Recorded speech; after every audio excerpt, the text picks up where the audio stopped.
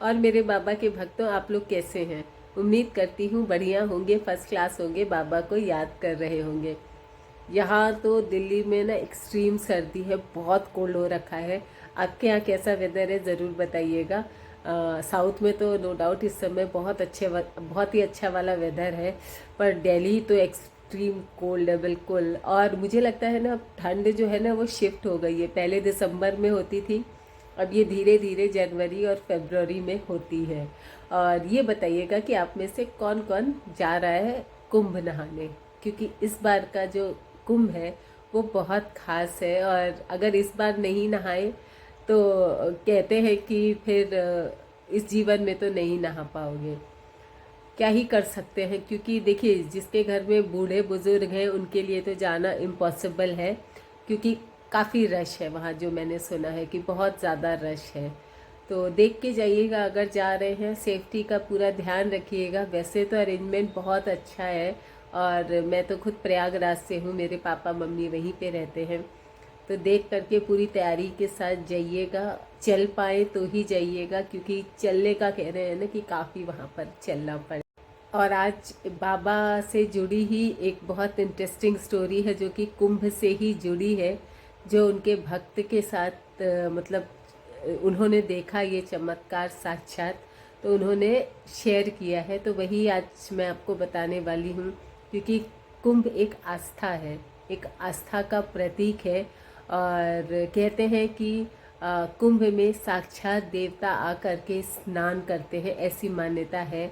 और इस समय ये जो 144 वर्ष के बाद जो कुंभ आया है, उसमें तो ऐसे ग्रह नक्षत्र बन रहे हैं ना, कि ऐसे ग्रह नक्षत्र अब फिर कभी 144 साल बाद ही बनेंगे। तो इसलिए इतना रश है। और खैर, इस कुंभ मेले से हमारे भारत देश का नाम, हमारे प्रयागराज का नाम रोशन हो गया है। पूरी दुनिया में हमारे प्रयागराज के डंके बज रहे हैं। तो बहुत अच्छी फील आती है, बहुत प्राउड फील आती है। और देखिए, लोग चेंज हो रहे हैं, लोग सनातन को मानने लगे हैं। तो यही तो हमारा धर्म है। खैर चलिए, तो क्या हुआ कि एक बार जो बाबा जी हैं वो कुंभ मेले में स्नान करने जा रहे थे। और बाबा ना अकेले नहीं जाते थे मेला स्नान करने, कोई ना कोई उनके साथ, उनके भक्त लोग साथ में होते ही थे। तो एक भक्त ने बताया कि वो बाबा जी के साथ जा रहे थे और भीड़ बहुत थी, तो उन्हें डर लग रहा था कि कहीं भीड़ में खो ना जाऊं। तो बाबा कंबल ओढ़े हुए थे, तो जो भक्त जी थे वो बाबा का कंबल पकड़े पकड़े चल रहे थे, है ना, कि कंबल पकड़े हैं तो कहीं खो नहीं सकते हैं। तो वो बाबा का कंबल पकड़े हुए चल रहे थे। फिर चलते रहे, तो थोड़ी देर के बाद ना एक बहुत वृद्ध व्यक्ति आया। और बाबा जी उसको देख के बहुत खुश हुए, उसको गले लगाए और उसके साथ डांस करने लगे, नाचने लगे। तो ये जो भक्त हैं, इन्होंने बाबा को कभी डांस करते नहीं देखा था।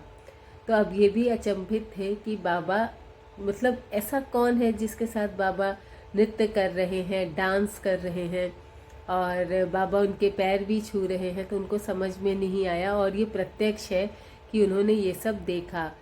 फिर उनको याद आया कि ये जो कुंभ मेला है, मैंने सुना था कि यहाँ देवता स्नान करने आते हैं। तो ये पक्का कोई देवता होंगे, क्योंकि बाबा इतने खुश हैं इनके साथ, और बिल्कुल आम में आम डाल के, गले में बाहें डाल करके, और बाबा डांस कर रहे हैं। तो ये ज़रूर ही कुछ खास होंगे। और इतनी भीड़ थी, तो भक्ति जी ने कहा कि मैंने ना उस पुरुष के चरण छूने चाहे जो बाबा के पास आए थे, लेकिन इतनी भीड़ थी ना कि झुकना ही पॉसिबल नहीं हो रहा था कि मैं उनके चरण छू पाऊँ। और थोड़ी देर के बाद वो आदमी कहाँ गायब हो गए, देखते देखते पलक झपकते ही। तो फिर बाबा से पूछा, तो बाबा ने ही कहा कि ये तो संगम नगरी है, यहाँ तो देवता लोग स्नान करने आते ही आते हैं, खास करके कुंभ में। तो वो कोई देवता ही थे। कौन देवता थे ये तो बाबा ही जाने, क्योंकि बाबा तो हनुमान जी थे, तो देवताओं उनके दर्शन के लिए देवता तो आते ही होंगे। और कोई मतलब वो कौन से देवता थे ये तो नहीं पता चला, लेकिन देवता पक्के थे क्योंकि बाबा ने कहा कि बहुत देवता यहाँ स्नान करने आते हैं। तो सोचिए ऐसी पहुँच थी बाबा की कि देवता क्या यमराज तक को भी अपने मतलब अगर उनका मन है या उनके प्रारब्ध जो भी व्यक्ति है उसके प्रारब्ध पूरे हो गए हैं, उसके बाद भी वो यमराज लेने आए हैं तो उसके पापों को वो काट देते थे और यमराज को भी रोक लेते थे, जाने नहीं देते थे। कितने उदाहरण हैं ऐसे, मतलब ऐसे ऐसे चमत्कार बाबा ने किए हैं ना कि रोंगटे खड़े हो जाते हैं सुन करके। कितने चमत्कार हैं, भरे पड़े हैं अनगिनत। और कुछ तो मैं अभी बाबा की समाधि स्थल होकर के आई हूँ, वृंदावन होकर के आई हूँ। बहुत सुंदर समाधि स्थल है वहाँ पे ना। उनका एक जो मेडिटेशन रूम है, अगर आप में से कोई गया होगा, वहाँ पे ना बाबा की बहुत बड़ी एक फ़ोटो लगी है और उसके सामने आप बैठिए और आंखें बंद करके इमेजिन करिए बाबा को। सोचिए, ऐसा लगेगा ना कि बाबा बिल्कुल प्रत्यक्ष आपके सामने खड़े हैं। बहुत पॉजिटिव एनर्जी है और हो सकेगा तो ज़रूर जाइएगा। कैची धाम तो मैं जाने को बोलती ही हूँ, और ये भी बहुत बहुत मैग्नेटिक जगह है। कहते हैं ना कि चुंबकीय जगह है, ऐसा आकर्षण होता है वहाँ जा कर के। और वहाँ पे ना बिल्कुल जो बाबा कंबल यूज़ करते थे वो कंबल भी रखा हुआ है, और उस कंबल को छूते ही ना ऐसा लगता है कि जैसे एक वाइब्रेशन से, एक करंट सा आया है। तो और वहाँ पे ना श्री माँ का भी, सिद्धि माँ जो थी ना, उनका भी वहाँ पर कमरा है। उस कमरे में भी बहुत ज़्यादा वाइब्रेशन है, बहुत एनर्जी है, क्योंकि बाबा श्री माँ को जो है बहुत मानते थे। और उनके कमरे में भी इक्वली एनर्जी आप फील कर सकते हैं, क्योंकि बाबा की ब्लेसिंग थी उनके ऊपर, सिद्धि माँ के ऊपर। बहुत पॉजिटिव जगह है। और जहाँ ये बाबा जी होते हैं वहाँ शंकर जी का मंदिर, दुर्गा जी का मंदिर ज़रूर होता है, राम का मंदिर ज़रूर होता है, क्योंकि बाबा इन मतलब इन सब की पूजा रोज़ किया करते थे।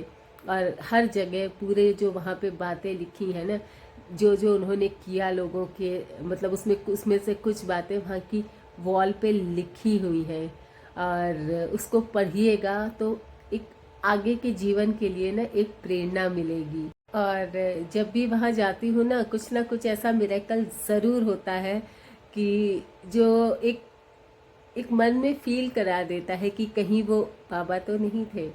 ये आपको ज़रूर सुनाऊंगी कल की कहानी में, मैं आपके साथ वो भी शेयर करूंगी कि मैं 2 बार वहाँ होकर के आई हूँ और दोनों बार ऐसा लगा कि कहीं वो बाबा तो नहीं थे। बहुत इंटरेस्टिंग बातें हैं जो मैं आपके साथ कल के वीडियो में ज़रूर शेयर करूंगी, क्योंकि वीडियो लंबा हो जाता है तो लोग बोर होने लगते हैं, तो इसलिए मैंने आज छोटा वीडियो बनाया है। और उम्मीद करती हूँ बाबा की बातें सुन करके आपको बहुत ज़्यादा एनर्जी फील होती है। बहुत मतलब बाबा को ज़रूर ज़रूर बाबा को अपना गुरु मान लीजिए। मैं बता रही हूँ, ऐसा गुरु मंत्र मिलेगा ना कि पूरी ज़िंदगी बदल जाएगी। ऐसा गुरु मंत्र, इतनी शांति मस्तिष्क में और दिल में, इतनी शांति मिलेगी ना कि फिर आप देखिएगा कि आप में क्या क्या चेंजेस आते हैं, क्या क्या पॉजिटिव चीज़ें आती हैं, बिल्कुल लाइफ स्मूथ हो जाती है।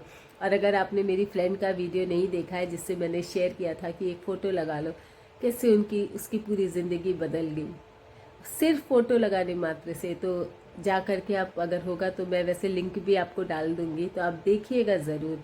क्योंकि मैंने फ्रेंड का इसलिए बताया ना, क्योंकि ये चीज़ें मेरे सामने हुई हैं, मैंने खुद अपनी आंखों से देखा है। जैसे हम कहानी सुनते हैं ना तो हमें भरोसा नहीं होता है, तो फ्रेंड की बात, अपनी बात मैं इसलिए शेयर करती हूँ ताकि जो चीज़ें मेरी आंखों के सामने घटित हुई हैं, ताकि आपका भरोसा पक्का रहे।